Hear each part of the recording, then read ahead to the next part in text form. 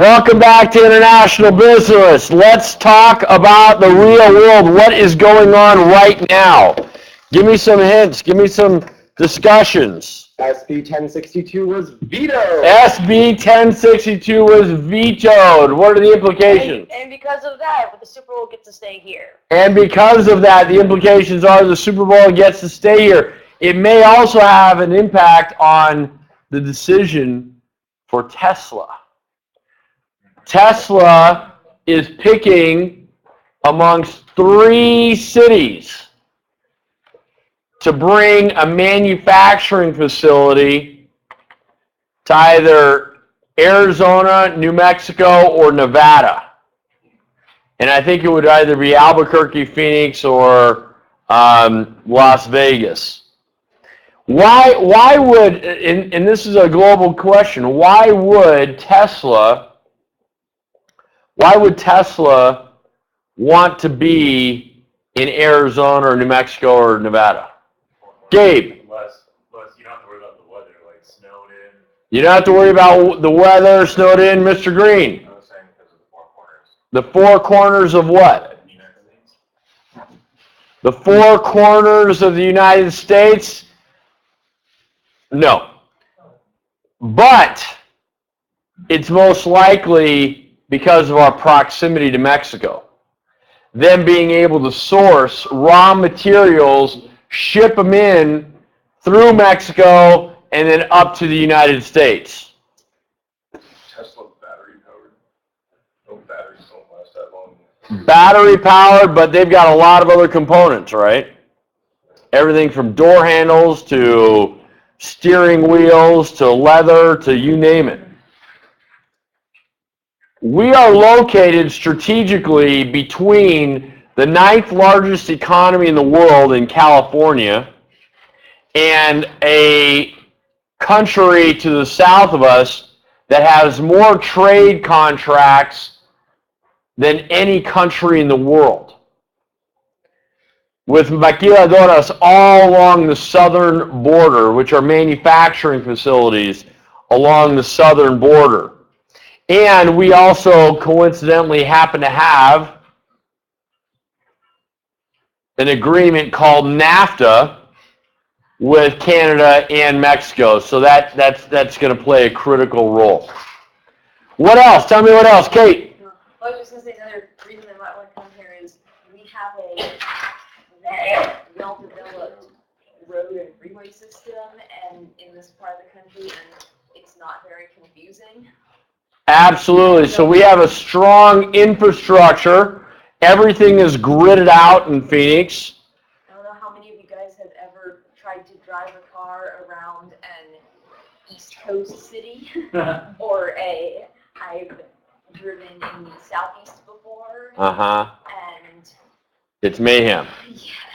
Yeah, so we also have a strong infrastructure. Mr. Green. More and more controversy arising about the gold medalist figure skating. Oh, more controversy surrounding the gold medalist figure skater in her relationship with what? Kim Yuna, the person that everyone thought or was actually 100% positive that she was going to win the gold. I believe she's from South Korea, or is it just the Korea representative? The gold medalist actually claimed that she did better than her, and that's why she won, which is just really adding more fire or fuel to the fire. I saw those, and I will tell you that it is it's a cumulative, right? I don't think it's just one. So 3 portions of it. yeah, so I kind of thought that the Russian girl. This is just my opinion. I mean, I don't care if it was a Russian or I would have preferred to be the U.S. but or the South Korean or whatever. But I kind of did think that the Russian girl did win. But I mean, it's so subjective. What do I know about ice skating, right? I mean, let's be real about it. So, but I could be completely wrong. So that's another thing. What's going on in the Ukraine? Haley. They found the president who was in Russia, and now they're having almost military war between Russia and So Ukraine. the president of the Ukraine has fled to Russia. and their new active president. They're trying to like replace him in a sense. And there's apparently Russia's trying to put force around the Black Sea area. So Putin has sent out a call to arms all along the border of Russia and the Ukraine. Gabe, They just parked an electronic warfare ship in Cuba, too, the Russians did. they just parked a electronic warship in Cuba, Like a spying warship. a spying warship in Cuba. Okay, I wonder what they're looking for in Florida. Maybe they want to go to a Miami Heat game or something. Either way, Putin is still living in the old Soviet Union mentality. He's created this democracy that really is more of a oligarchy, if you will. And there are a few people up at the top that control Russia, and you know, he's still playing Cold War tactics. You have to remember with the Russians, negotiations are really a win-lose scenario for them. What we have talked about is negotiations need to be a win-win scenario. We need to be working on collective bargaining. With Russians, it's a chess game, and at the end of the game, there is a winner and there's a loser. Okay, so he's still playing under that mentality. What else? What else is going on? Tell me. Looks like they found a bunch of documents that he tried to pull into like a canal or something that showed like all this corruption. That's kind of why he fled to. That the former president of the Ukraine has fled because he was trying to destroy documents implicating him in the corruption of this. Now there are a lot of Ukrainians that want to side with Russia because they're right there along the Russian border of the south. So you could have theoretically a new country split. Kate. Well, I think another thing they did in the Ukraine, I think they released, what's her name, Timoshenko, who was their prime minister, I believe, but was jailed a few years ago, and she was pretty controversial, but a lot of people thought that her being sent to jail was a very politically motivated thing, and that whatever she had or hadn't done didn't deserve jail time. So I believe they have released her now. You know, there are so many issues. What else? What's going on in the Middle East? Well, something I'm proud of. Today they accepted the UAE citizen, like kind of the Schengen, the visa Schengen for Europe countries. So any of UAE citizens that can go to Europe without any visa. So say it again. So you can now travel To Europe countries. without having to go and get a visa. So I don't know if you guys understand this, but let's say I wanted to go to China. I have to send my passport to the Chinese consulate, and they have to determine why I'm there for business or vacation or whatever, and then they give me a visa within the passport, and they stamp it in there or they put a new piece of paper in there, and that visa allows me to go to China for 2 months at a time. And so every time I need to go back to China, I have to send my passport to a foreign country, essentially. Now, it might be on U.S. soil, but it's their soil. An embassy is technically their soil. A U.S. embassy in the UAE, that is their soil. That is our soil. That is an embassy in the United States that has UAE representatives. That is their soil. We have no jurisdiction. The United States has no jurisdiction and vice versa. This is global. So if you want to travel every single time to whether it be India or China, you have to submit for a visa. The same is true with the UAE. If you wanted to go to the UAE, you have to submit a visa. I mean, you have to submit your passport. You have to send your passport. It's the reason why it's significant is because it also allows for the free flow of not only goods and services but of people, and I think that'll benefit all of the economies, to tell you the truth.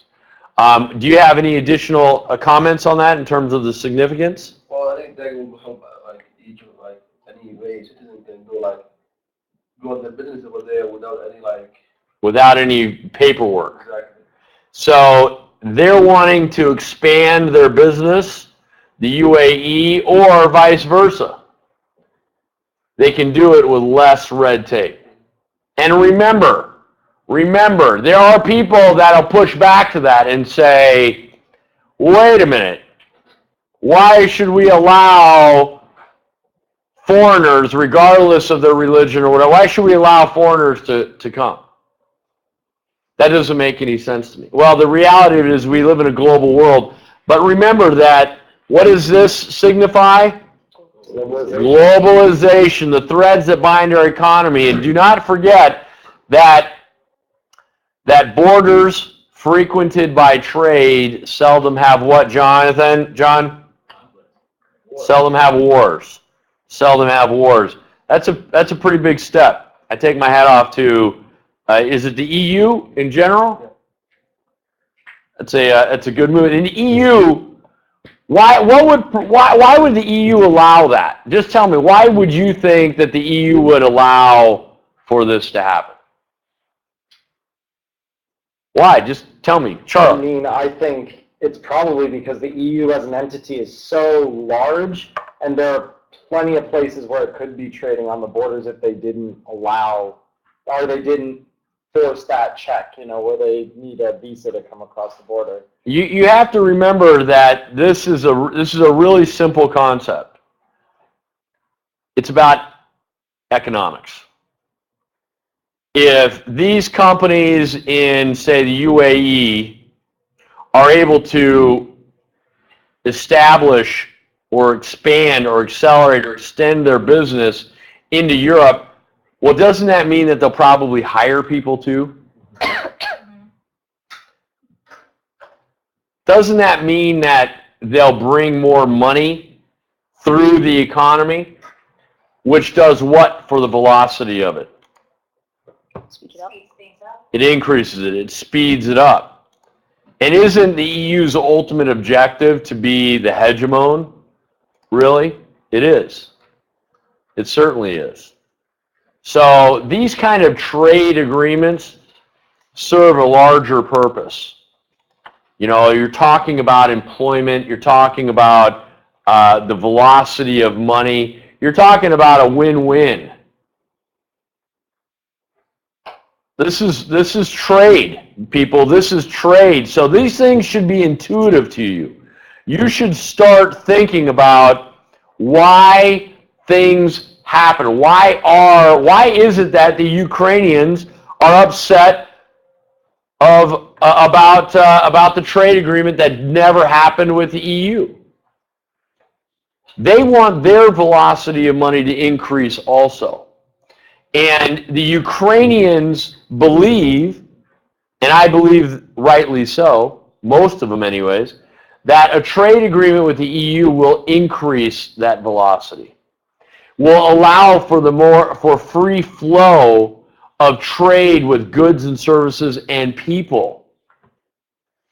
And to further expand on what's happening with the Ukraine, I just glanced at it really quick. I don't know if this is because of all the unrest and chaos that's been happening there, but they're at risk to default on their sovereign debt right now. That's right. There's another point. So right now they need $35 billion to stay afloat to pay their bills. $35 billion. They are not only at risk, they are on the verge. And the EU is willing to provide some financial assistance in the event that they establish a new government quickly,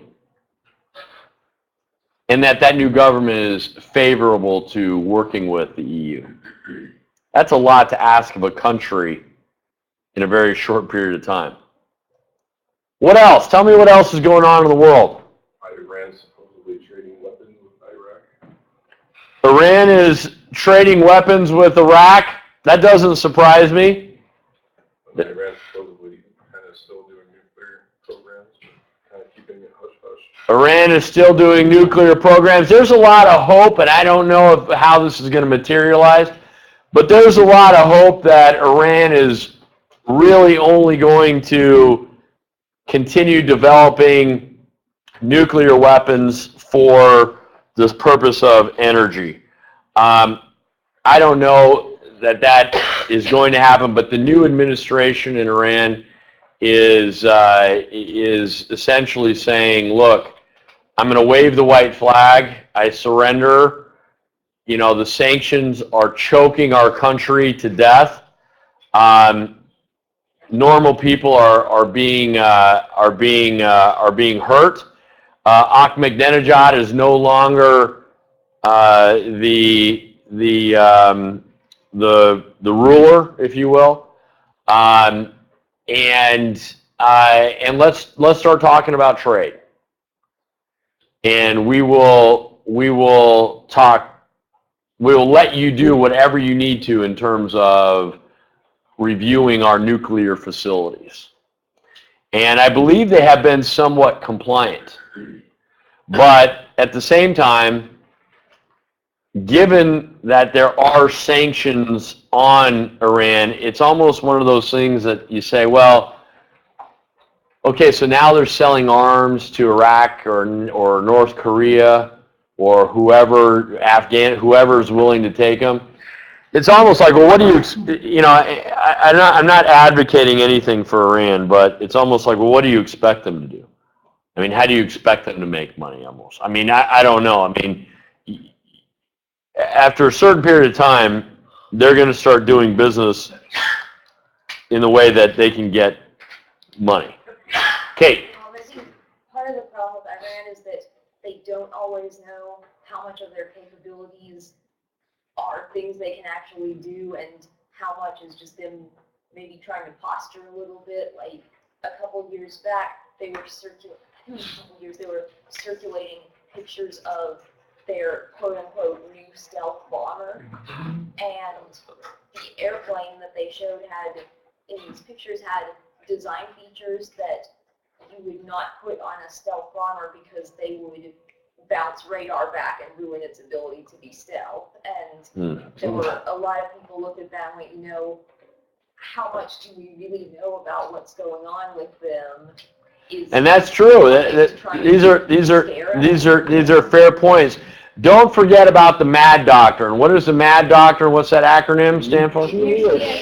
Mutually assured destruction. The MAD doctrine says that everyone who has a nuclear weapon will not shoot it because everybody will die. Well, that kind of goes out the window with Iran, right?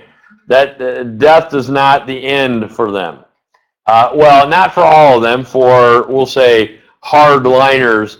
And that seems to be the case with a lot of hardliners in any religion, if you ask me.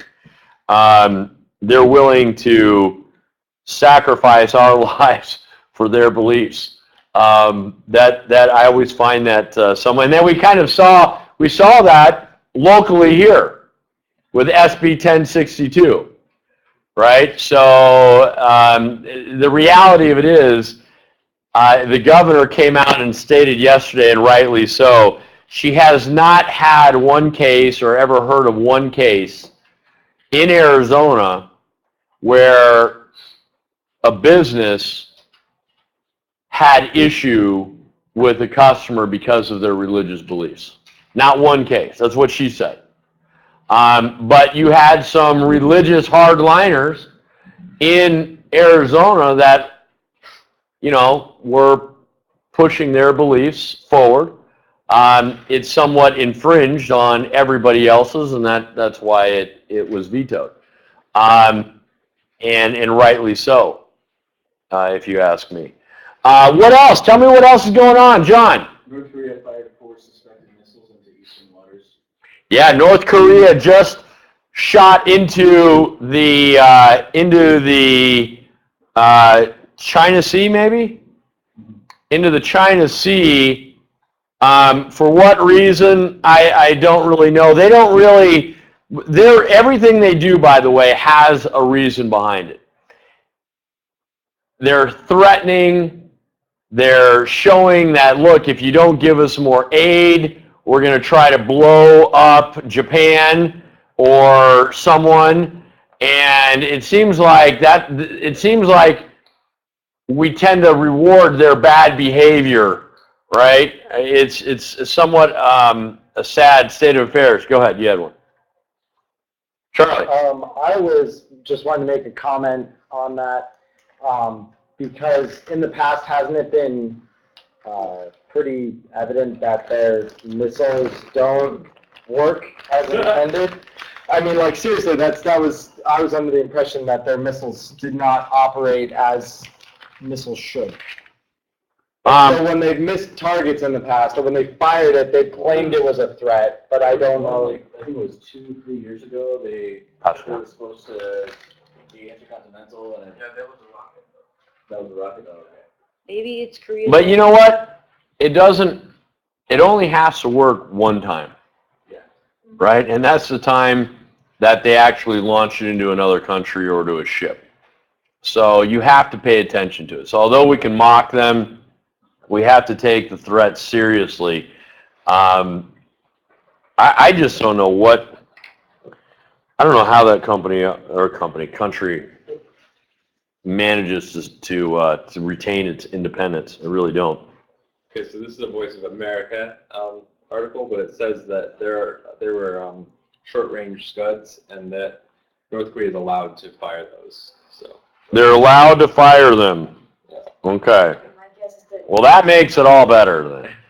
And then also you're thinking of fine short range.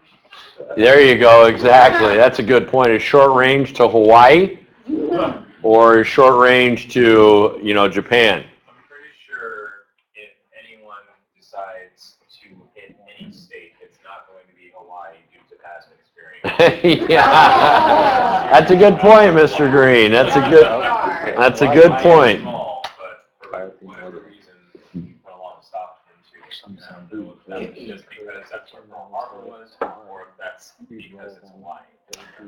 It's a good. Probably a combination of both. They don't Yeah. want our hula dancers and our food there. For the online students, I wanted just to make a point because the online is an A session. This is a C session class. The A session is about to end here today. This is the last class. I wanted to make one quick comment before I forget. For those of you online, I just want to let you know that it has been my privilege and pleasure to have taught you international business this semester. Feel free to use me as a resource for anything global or entrepreneurial. I have, it doesn't matter if it's in 5 years or in 2 months or whatever, I have a whole mess of students that regularly email me, and again, that's why I teach. So although class ends, it doesn't mean your learning ends, so feel free to use me as a resource. With that said, thank you very much. And don't forget, if you can, fill out your surveys if there's a survey. Good, bad, or ugly, it's how they measure me, nonetheless. Okay, without any further ado, let's continue. I like this. I like this dialogue. At some point, I want to hear you start using terms that we have used in class, like FDI, or MNCs, or something along those. So let's continue the dialogue. Let's continue the conversation. What else is happening in the world? Tell me what else and what are the implications? Bitcoins are going to hit the Big Apple. We're going to start exchange in New York for them. So Bitcoins are going to have a new exchange in New York for them. Now, it sounds like if that happens, you're going to be looking at regulations, which somewhat defeats the whole purpose of why Bitcoins are in existence in the first place. It'll be more of a regulated market. I know that the Tokyo Securities and Exchange Commission, I don't know exactly what they're called, their SEC, is looking into the fraud or how Mt. Gox lost something like $700 million. I read it was something to do with their website.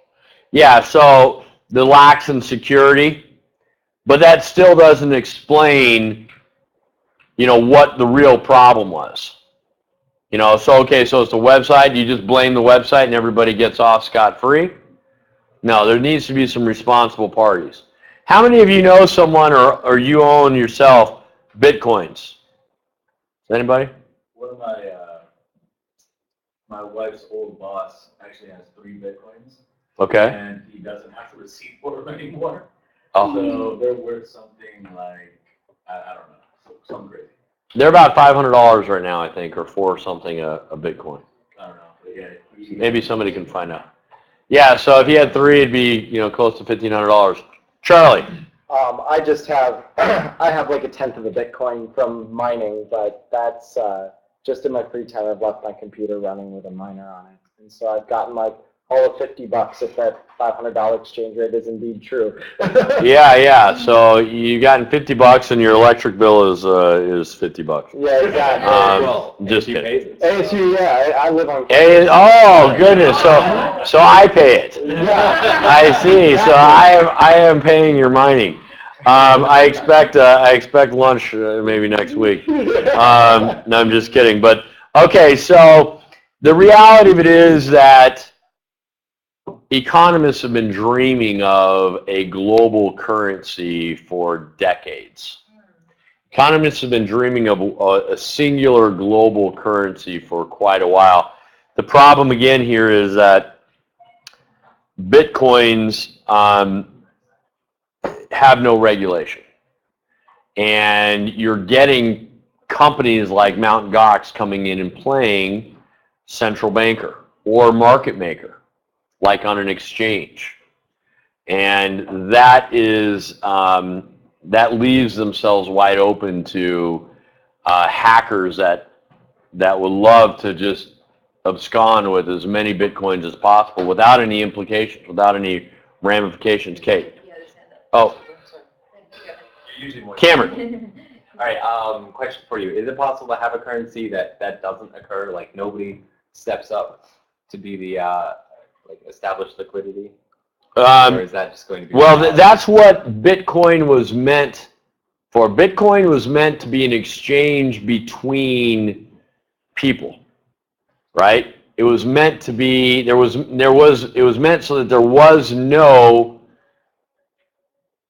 central market maker. It was meant to be so there was no Mt. Gox, that it was just going to be between and amongst us. Okay, I had some Bitcoins, you got something that you want sold, and so I buy it from you. You can buy something from Kate, et cetera, and it was just going to exchange, in that fashion. And theoretically, it sounds perfect. Unfortunately, the reason why free markets don't exist is because of this reason. You'll get players that will act opportunistically and in their own self-interest and say, I'm going to come in. I mean, it's just natural, right? You're going to get somebody that says, hey, I'm going to get funding by someone that I know. They're going to give us a few $1 million, and we're going to come in and we're going to be part of this liquidity game, and we're going to start absorbing these, and we'll start exchanging them for cash. And then this thing will run up and we'll blow out of our inventory and we'll make tens of millions of dollars. And that's what happened. The problem is there was no regulatory, and you have in Mt. Gox it's the analog is the banking system here in the US. Too big to fail. Right? Mt. Gox, if you saw what their failure did to Bitcoin, it's the same as what would happen similarly anyways if B of A or Chase or Wells Fargo went under. You would see mayhem for a little bit, right? And that's just not acceptable. That's not acceptable in a currency.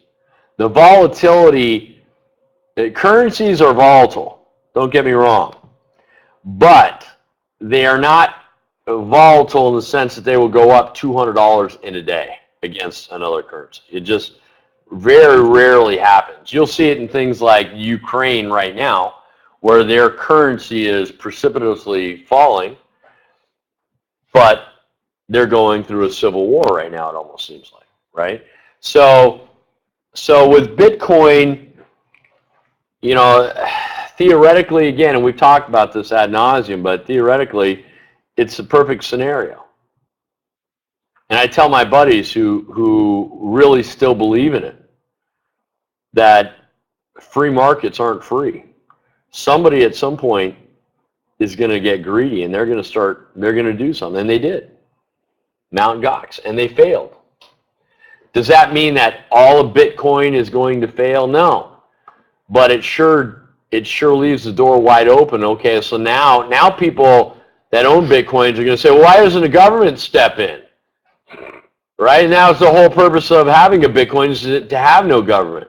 Well, we need some regulations. Maybe open up an exchange in New York. Okay, if you do that, then now it's going to have to be regulated by New York authorities, which may need to be regulated by the SEC, you know, in Washington. So it's kind of like, well, then maybe the whole thing just isn't going to work. And then there's the supply and demand issue. There's only 21 million Bitcoins that will be allowed to be produced in the next, I think by 2020, they'll all be in the, you know, in the public domain. So, you know, if you get enough demand, those things can go to $10,000 a coin, right? But they can also drop to $1,000 or even where we're at now, $500. They went up to $1,200 in a flash, right? In a flash. Somebody had something over here. Brandon, go ahead. Haley. I just found this. Britain's surveillance agency, GCHQ, aided by the National Security Agency, has intercepted and stored the webcam images from millions of Yahoo chats. Oh, you know what? Here's the thing.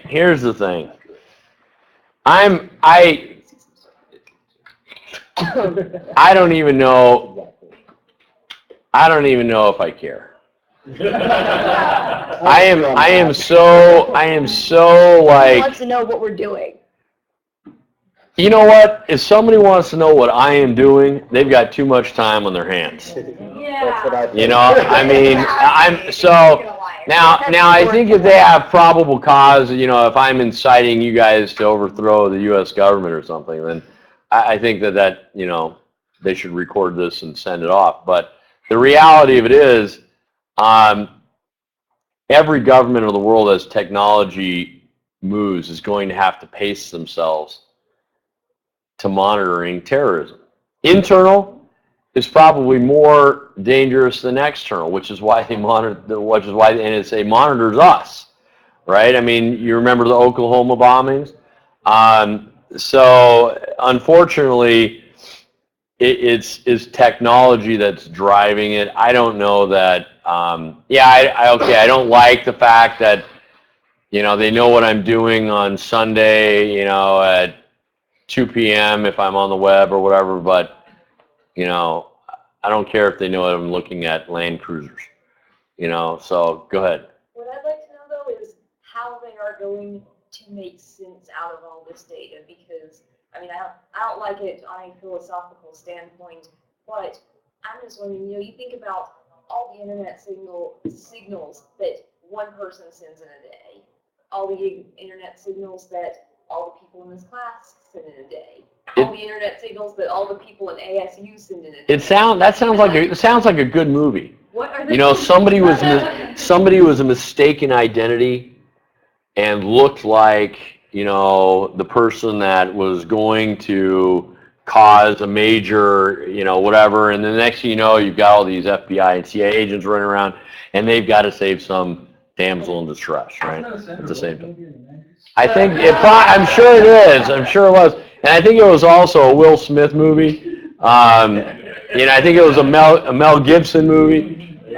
So I mean, it. Sounds like one of the Die Hard movies. Yeah, right, exactly. But there are principles, so I don't want to discount it in the sense that, just because I don't care, there is a principle that does need to be considered, and that's that, we do have rights, we do have freedom from, we should anyways have freedom, and if Big Brother is looking over our shoulder, are we truly free? So, you could argue it, in a lot of different ways. I don't believe that the NSA is using, or the UK, I don't believe they're using the knowledge to manipulate our economy or what I buy or anything. I think they're trying to just figure out who's doing what in terms of terrorism. And I don't know if I mind that so much, to tell you the truth. I don't know how else they would fight it. So I guess the question is, okay, so how do you prevent the next, again, and from what I understand, the NSA has been able to provide some fairly substantial proof that they have been able to avert certain terrorist activities through their surveillance. I don't know how true that is, but Mr. Green.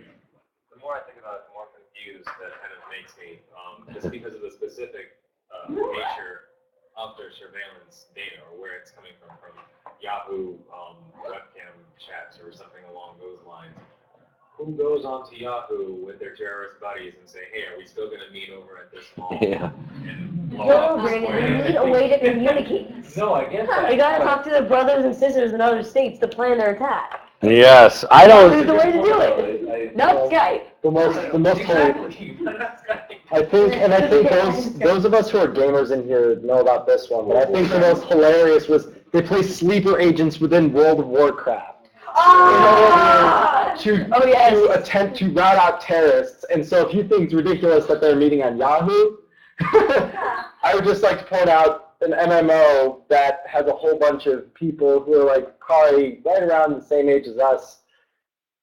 Yeah, I'm going to plot a terror attack with my guild in World of Warcraft. That totally sounds reasonable. Let's all attack Stormwind. You guys are now getting into the virtual world. We got to stay within the real world that we have to live and operate. Actually, some of you spend probably just as much time in the virtual world. John. They just released a report, or rather, Huffington Post just released an article about 26 companies paid no federal income tax and actually got some back. One of its top ones was Pepco Holdings, got 33%, paid negative 33%, so that means they got 33% more back. One of the other ones was Boeing, got 1% back. And So let's talk about this, and this is a real world scenario here. When you hear politicians on, I don't care what side of the aisle, talking about reducing taxes for businesses, they've never had a business. They're going to pay their 35, 38, 40% tax. But of what number? So corporations, unlike individuals, have the ability to deduct things like interest, depreciation, etc., from their profits, thus effectively bringing their liability to zero. So they're still paying. They're going to say, oh, we're paying 40%, and they complain. And they'll say, and this is in the U.S., and they'll complain and they'll say, if we didn't have to pay more these taxes, then we could hire more people. No. If you didn't have to pay more taxes, you would just make more money. And you'd give yourself a bigger dividend. Okay? In the U.S., and I'm not trying to be anti-capitalist because I have interest in companies and we pay taxes. But the reality of it is small and large companies have the ability to avert a tax liability. So a company like GE that had profits of $14 billion a couple of years ago and the year before, they paid 0 in taxes. Now their employees paid taxes, so that could be an argument. You know, I hired all these people, and all of these people pay their taxes. But who ends up paying those taxes then if GE's not paying the tax? We do, right? So that what John just pointed out is somewhat of a valid argument. And then you're going to get politicians that are going to say, if you just lower taxes, we'll all be much better off. But remember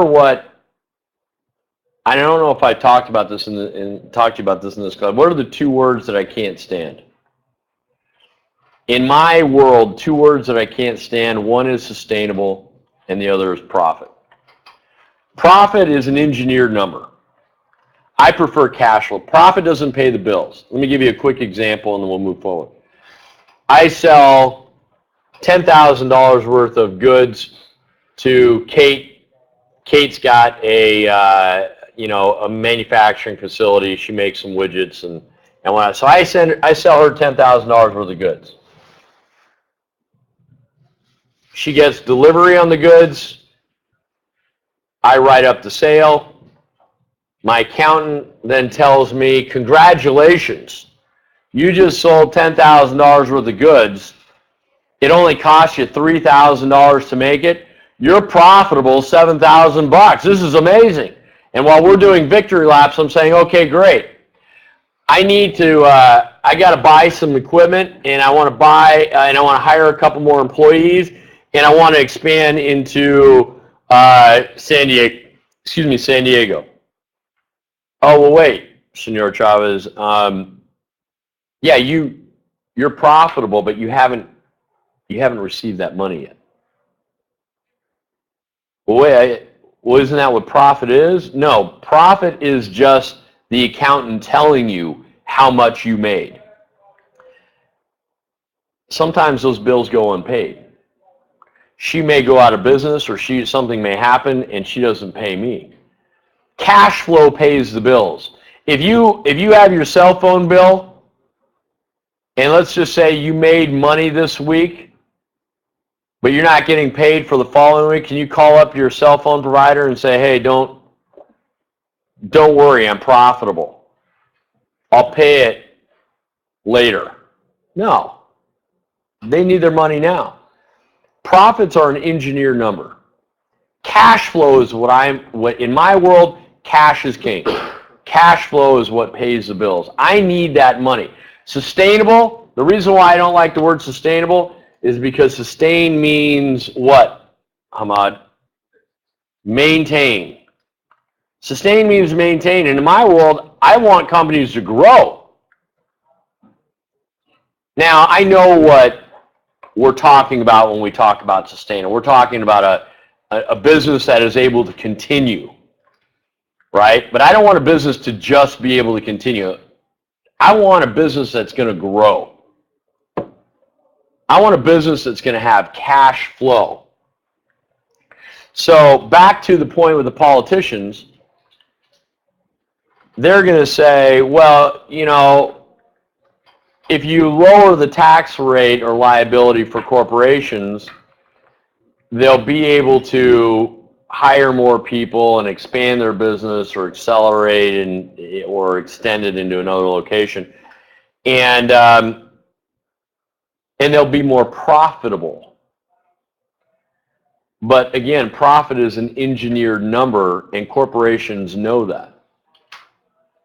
So those of you who have thought about entrepreneurship, thought about having your own business, take one of my classes, or take a class here with myself or Jason Bronowitz or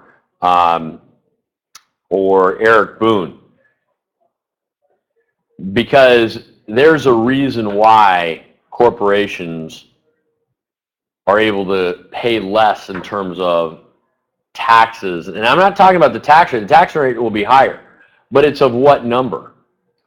So John pointed out that there are 26 companies that, like PepsiCo, I believe it is, or the Pepco. Pepco Holdings.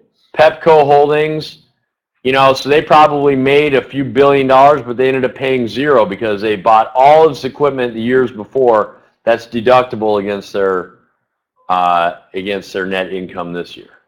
Is that about right, John? Yeah, they actually got money back. They actually got money back from the government. 33% back. They got 33% back. Oh my God. That's a pretty big number. So the thing about entrepreneurship that I like, and I'm just going to plug it, is according to the Kauffman Foundation, 51% of you will have their own business or be part of a startup in the next 5 years. That's a huge number. Huge number. Huge number. If that doesn't inspire you to think about taking a class just to learn about it, then, you know, I don't know what does. But that's why I teach both of these. We're talking about the velocity of money. We're talking about economics. We're talking about the flow of funds. We're talking about politics. And all of this trickles down, believe it or not, to the small mom and pop. Mr. Green. Question about the I guess, taxation deal. So it's not really so much a question of what they could do with the money that they would save, I guess, on not being taxed, but what they would do with the money. Yes. So the politicians will say theoretically, this is what they will do if they have a lower tax liability. How do they know what a company is going to do if they have a lower tax liability? No one knows. I don't know. I couldn't tell you. If you lowered my tax liability, would I hire more people? Or would I go and reinvest it into the company somehow? Or would I put it into my pocket? You can't tell me that any more than I can. What's that? So you probably put it in your pocket. Yeah, maybe. Just maybe. You're right. Just what you were saying about, you know, it's not what they could do, but what they would do. I think we're starting to see that with the new healthcare laws, because they were built with a narrative of providing cheaper healthcare that covered more and was more affordable for more people, and they got a lot of people access to healthcare too, but they didn't have anything in there to keep companies from raising insurance rates for the rest of their customers. And a lot of people, like when it passed, my family's insurance rates went up dramatically because. And then, you know, and there's going to be, and you're absolutely right, there are pros and cons to this healthcare. No question about it. There are pros and cons to the healthcare. I don't know that we know enough as of yet to come up with. Now, some of you who are paying more in healthcare, you know enough, right? You know, clearly you made a decision because you're know you're already paying more. So to you, it's a failure. Well, it's not necessarily a failure. It just doesn't mean people are always having the right conversation around it. Or people aren't having the right discussions. But at the same time, there are individuals who didn't have health care who now, you know, would consider it possibly a success.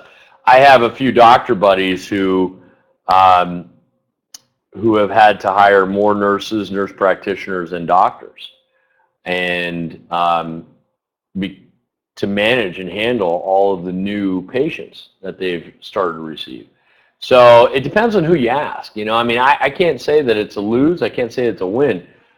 I can't say that the story is fully unfolded yet either. This just started. We're talking about national healthcare coverage. We're in this launched in October. This is in the very beginning cycle. I don't know that we can make a decision on anything that significant in 4 or 5 months. It needs to be evolving. It needs to get better, though.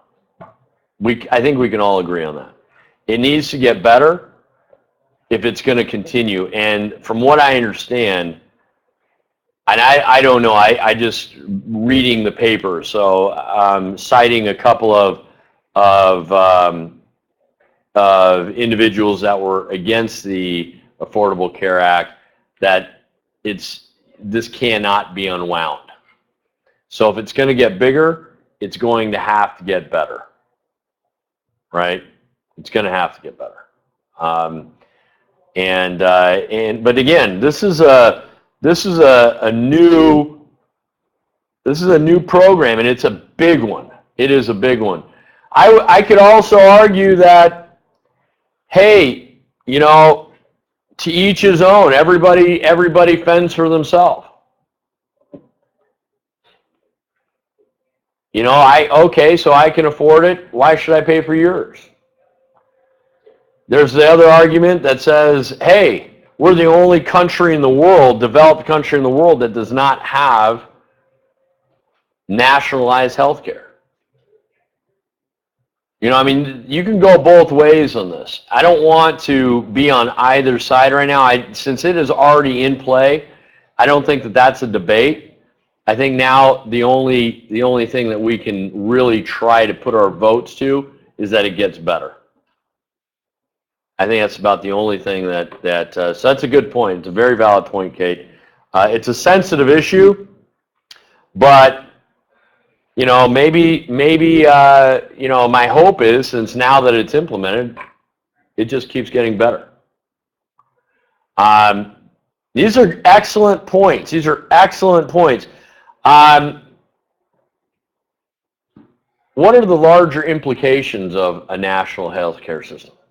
Let's talk about economics. Oh, never mind. I was thinking more, well, because a lot of people always seem to turn to socialism as like this negative, gigantic, Well, is healthcare socialism? It's like, is education then socialism? Is, you know, there are certain things, and it's in the eye of the beholder. So nationalizing healthcare and or nationalizing education, I should say, and making it available to everyone, at one point, that would have been considered socialism. but people, or most people, would be okay with that sort of thing because, hey, we need more smarter people. Well, you know, that's not exactly the way. That's not exactly the way it was. When you had larger disparities of the wealthy and the poor, that primarily boiled down to education. You give somebody the ability to read and do arithmetic, and now they're potentially a competitor of yours, right? So not everybody thinks. That's pretty brutal. Yeah, that's the way. Believe me, that's the way things were back in the day. You know, there was a reason why things were written only in Latin. There's a reason why, you know, it's in say the Catholic Church, and we're going way back here. But there's a reason why when people in power want to stay in power, it doesn't necessarily mean they want everybody to have what they have, right? I mean, look at the former Soviet Union. If you were part of the Politburo, the decision making in the Soviet Union and the USSR, you were living life pretty darn well. The rules didn't apply to you, but they apply to everybody else, right? So we have to be very careful about making assumptions that what's good for everyone is good for, or what's good for me is good for everyone, or that everybody believes that. I believe in education, which is why I teach. My parents are teachers. I have a whole long line of family members that are teachers. But let's go back to the implications economically. A healthier society, economically, you could argue, is going to be a more productive society. But then I also think to myself, wow, you know what? Americans work their tails off. We work like almost no other country in the world. And that, I'm not saying that in a positive sense always. You know, if you're in France, they work to live. Here it seems like we live to work, right? Now, at the same time, they're not the hegemon either, right? So we have benefits. Charlie. I believe I saw an infographic within the last week or two that said 1 in 8 Americans works what is considered like, what was it? I think it was like 60 hours or more a week. And the infographic then went through the number of people. So it's 1 in 8 here in America were considered like overworked based on their criteria as overworked, being like 60 hours or more in a work week. They broke it down like no other country in the world has that many. Like the closest was something like, I want to say 1 in 20 or something like that compared to us. Wow. Even then, like they broke it down. They showed some of the other, like the Netherlands was really noteworthy of having only 1 in 100 working that much. So. Kate. I think there are a few other countries that do things like that. Like in Japan, there are some places in the big city where they have hotels just like squished in between buildings, and it's just literally you go up a stair and there's a little place for your bed, and that's a room. Oh, the capsule hotels. Yeah, and it's for businessmen who they can't make it home at night. Work so many hours that they don't have time to go back home to go to sleep. And I think it's in Japan too that they have a word that means death by overwork or something to that effect. I was just Part of today's discussion, just so you guys know, part of today's discussion is for the benefit of the A session. I wanted their last session to be more of an interactive discussion, and I wanted to show this to you all as well. These bubbles represent countries. This is up until 2012, so a couple of years ago. On the y-axis, we have the life expectancy of someone in a country.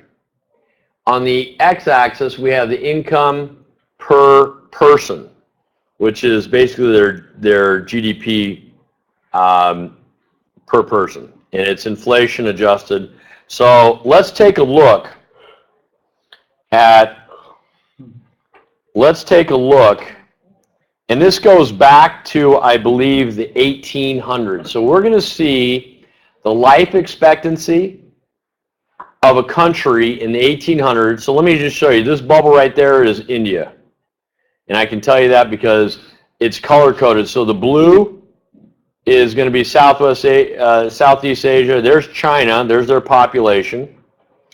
And these countries down here, Ethiopia, it's all by geographic region. So you have a little key right here. So you have the yellow is going to be North and South America. Red is going to be Australia and a big chunk of Asia.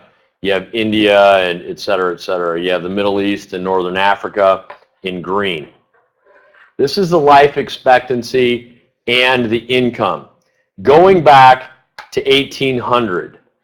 Now I'm going to play the whole thing once. And I want you to keep an eye on countries. Let's see, there's the United States. There's our life expectancy. The size of the bubble means that's our population, so that would be roughly 330 million people right now. You have the United Kingdom here. There's a small bubble, Finland, Japan. So this is also their income. All right, their income per person and life expectancy. So right now in 2012, if you lived in Botswana, your life expectancy is 47.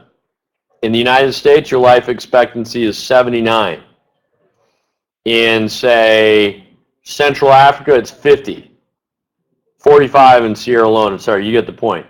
This is to give you an example of, and you can connect a lot of dots here with the flow of funds and economies emerging, et cetera. But I want you to look at the life expectancy from 1800 or even 1900 when we get there to today. This is pretty amazing. Watch this. The life expectancy in 1823 in Mexico was 27. Wow. In the United States, it was 39. Your average life in the United States in 1823 was 39 years old. Out here, you had the United Kingdom. They were the hegemon. They were the hegemon. You remember the sun never sets on the English Empire. Their life expectancy was 40. Up here, we have Sweden at 45. So they're making money, $2,816 per person, and their life expectancy is 40 years old. Goodness gracious, that's what you had to look forward to. 40 years old, living in the hegemon. Question? Let me play the whole thing, and then we'll talk about it. I want you to think of plagues and wars as you see these bubbles moving. Okay? It would be nice if they had till at least as early back as 1776 for the revolution was going on. That would have been pretty nice. That would have been this, but 1800 isn't that far. Formatively, not. No, you're right. 1800 is close to 1776, but let's just watch the whole thing. 1850. There goes China. Wow. Here comes China. But watch what happens in India. India's going down. Wait a minute. 1910, 1920, 1930. Oh, China's going back. Oh. Where are you going, China? China's going up, down, back, down. What are you doing? Did you see that big loop China just made? Yeah. Yeah. 1986, the Berlin Wall fell. China was admitted in the WTO. What is the light blue again? Is that China or? No, China's the big red one. China's this big red one right here. India. The big light blue one is India. That one's India. It went down to 20 at some point. Yeah, so let's back this up a little bit. In 1995, this is about when China was admitted to the WTO. In 1995, 1990, wow, there's a big difference between 1990 and 1995. China had a life expectancy of roughly 75 years old, and they had a GDP per person, or income per person, I should say, around $2,000 a year. Now, look at what happens here. We're going back to 1980. And then let's look at what happens to China. Did you see that big loop that just happened with China? Yeah. This is the Cultural Revolution. They started to explode in population, and then all of a sudden, you get the Communist Party starting to eliminate their enemies within. The average life expectancy went from, in 1955, around 52 years old, down to 30 in 5 years. Oh. That's the iron fist for you. And then let's continue backwards. You had India, if you noticed. India in 1944, 1943, I believe, got their independence from the United Kingdom. Look at what, under their rule, from 1908, we'll say 1900, underneath the British rule, the average life expectancy in India is less than 25 years old. Wow. Wow is an understatement. Two things. One, I'm colorblind because it was actually red. And two, it was actually 19. That was Cambodia. 1977, the age expectancy was 19.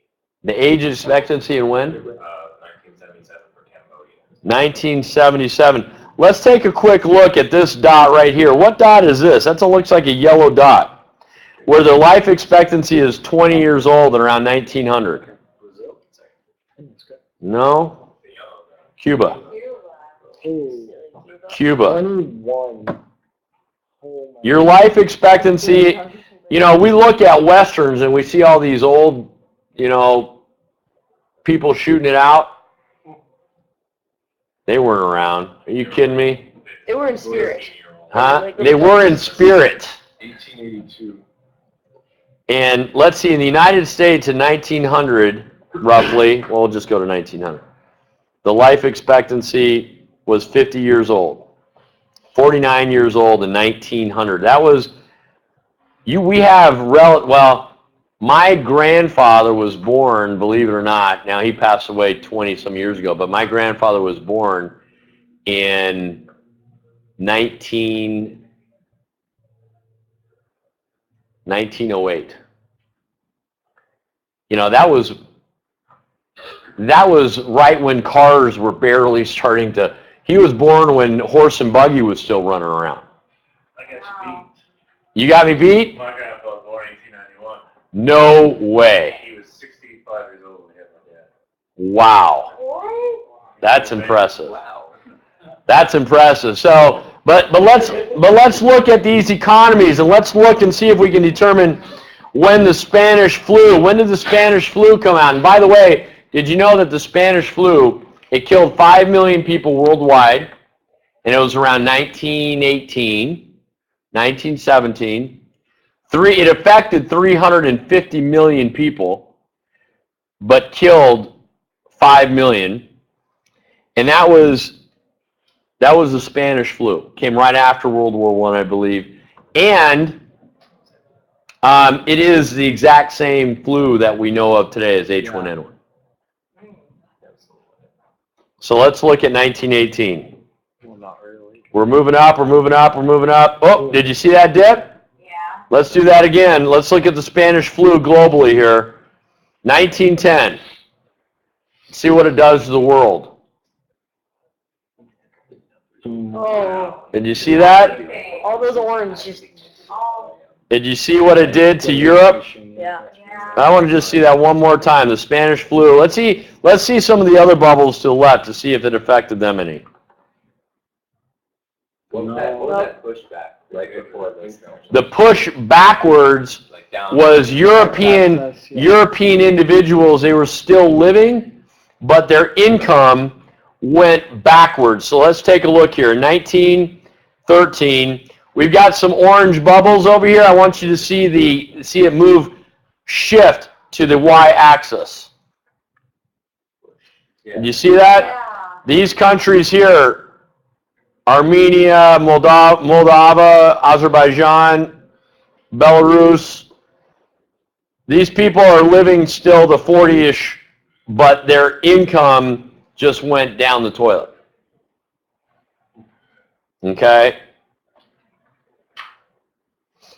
What's this country way up here? What is this? What country is this up here? Look at that. It's got a pretty good income, and it's 1938. What's been going on in 1938? You know, we're just coming out of the Depression.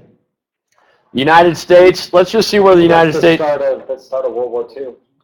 Start of World War II, but gasoline, oil is starting to, and I suspect that this is Brunei. Some oil. Look at how they accelerate from 1929 to 1940. Now, what is this country way over here? This green one. What is this one? Look, the life expectancy in 1940 for this green dot is less than 30 years old, but look at what the income is per person. It's probably something right around Middle It's a green one, so it's a Middle East. I'm going to say Saudi, Kuwait, oil. Let's see some of these out here. Lebanon, Saudi Arabia, Iran, Iraq, Oman, Morocco, Egypt, Tunisia, Yemen, etc. Wait, there was some that went way back really quick. Let's just take a look. Which one is this? What country is this that dropped almost to zero? Russia. This is during World War II. Look at Russia. Look at the life expectancy if you were in Russia in 1920. Bam. You went backwards. This is World War I, I'm sorry. Boom. And then there you go again. 1933, the life expectancy in Russia went down to 25 years old. All right. Excellent class. If you want to look at this and analyze it in a little more detail, it's gapminder.com. Thank you all in the A session for a great class. Please fill out your surveys, and I will see you guys